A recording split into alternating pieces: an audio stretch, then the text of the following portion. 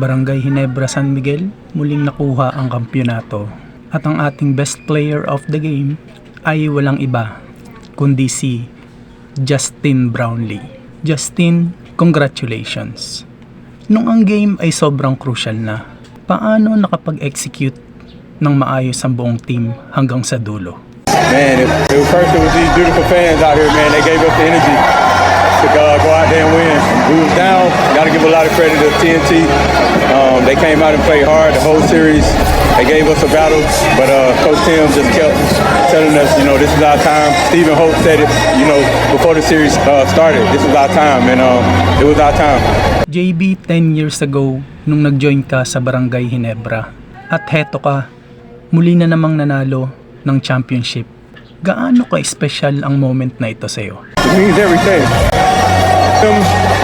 Play for my family and just try to do the best I can. It means everything though. JB, tingnan mo ang mga nakapalibot sa'yo. Sobrang daming fans ang nakasuporta sa iyong buong journey. Sigurado ako meron kang mensahe para sa kanila. Thank you for your, unwavering support. Thank you.